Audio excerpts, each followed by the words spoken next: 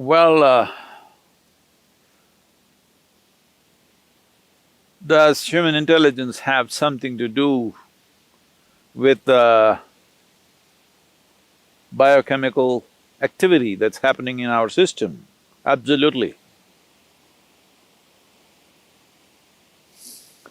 Well, when you know today that you being mentally balanced or imbalanced, you being stable or unstable, you being clear or unclear in your mind, has a chemical basis to it, or even you being happy or unhappy, loving or not loving, joyful or miserable, all has chemical basis.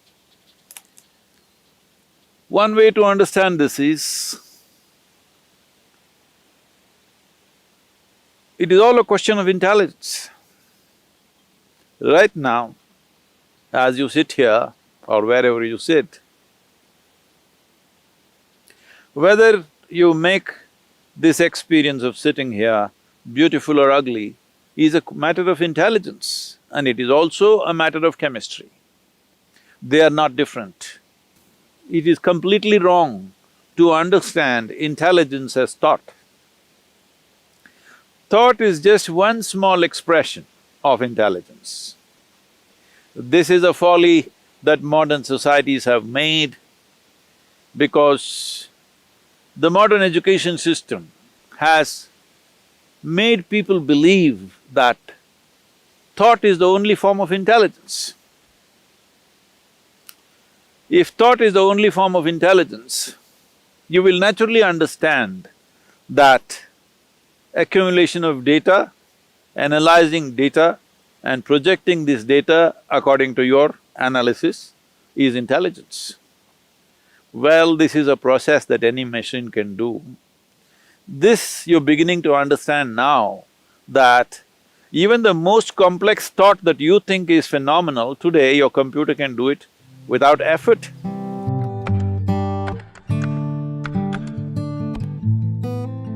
Do you see a simple calculator can do more mathematics than your teacher can do?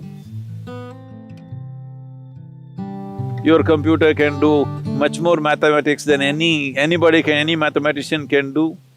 So, obviously, what you thought is a very difficult intellectual process is being processed by a machine far more easily than you can imagine. Now, people argue, but mathematics is one thing, literature is a different thing, music is a different thing. Well, I'm telling you, whether it's literature or music, which are considered more, what to say, outpouring of human heart, even this can be done by a machine. Well, we've still not built machines good enough to do that maybe, but you will see in the next 25, 50 years' time, maybe, I don't know how long, but it will inevitably happen, you can't make out. Or probably it will be more perfect. So, this about intuition. First thing to understand about intuition is not a different level of intelligence. Intuition is just simply a different level of computing. That is, let us say, let me make it very simplistic for you, just for the sake of understanding. Right now,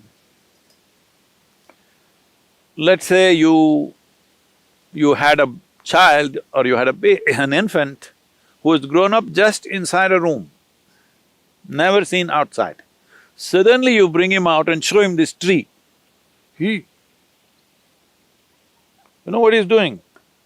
He's gathering data, color, form, the way it moves, the way it is. He's just taking up data through his sense organs. Let him watch this tree for a few minutes. Let's say he has grown up after some time and you ask him to, let's say, depict a tree, most probably he will depict it nearly 90% right. But now the process of assimilating the tree in his mind is not logical. He is not saying the leaf is 5 centimeters by 7 centimeters, the color is this kind of green, which is a combination of that, that and that.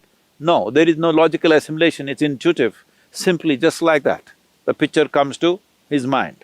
Because all the data is there, processed, and jumps all the steps of 1, 2, 3, 4 and just gets there. So intuition is just that your computing is in such a way that you don't go through the logical process every time.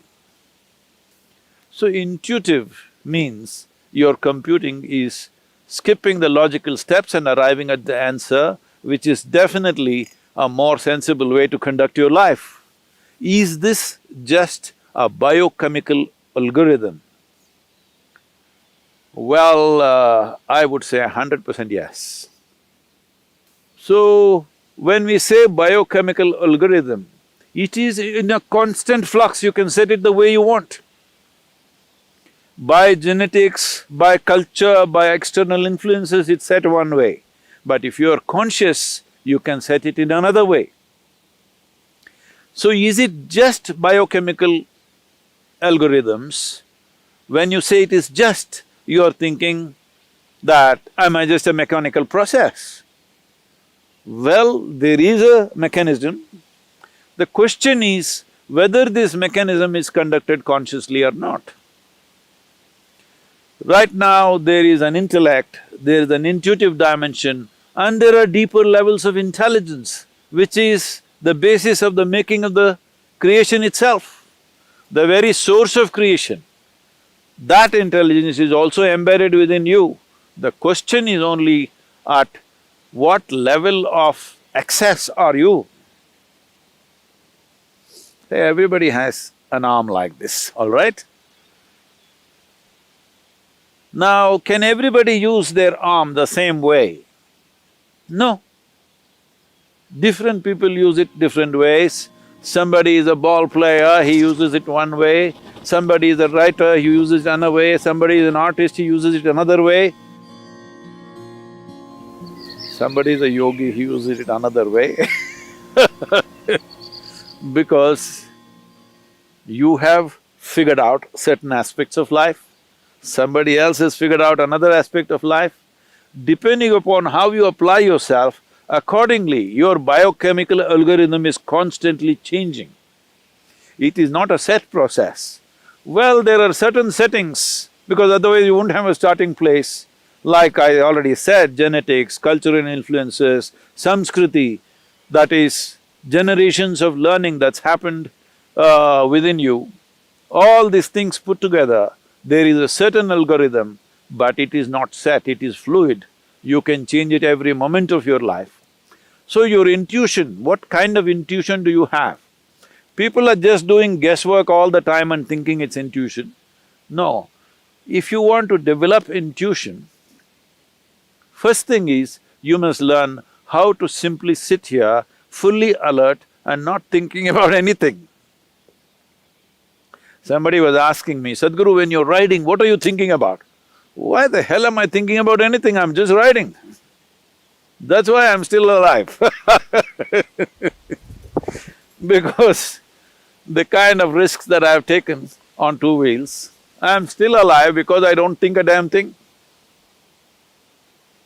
If you know how to simply sit here, alert but unthinking, oh, how is that possible? I'm asking, how is it possible for you to think when so much is happening out here? If you pay attention, you will not think. So the most important aspect of life is your attention, not your thoughts. This is what a child who saw the tree for the first time did. Attention. If your attention is on all the time, without any kind of judgments about what is this, what is that, simply attention, not thought, just attention, you will naturally become intuitive. Human attention can open up any door in the universe, but the attention should become free from judgmental process. That means from the limited data that you've gathered, you should not go on judging everything around you.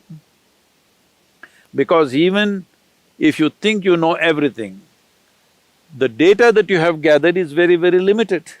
If you observe this tree for one whole year, the entire process of it dropping leaves and putting back new leaves and everything, still I'm telling you, you do not even know a small percentage of what the tree is. If you want to understand the biochemical algorithm of that tree, we do not know how long it will take for you to grasp that. So this is a much, much more complex mechanism than the tree. So definitely this, if you spend a lifetime paying attention to this, still what you know is very little. But if as you become more and more conscious, you determine the biochemical algorithms.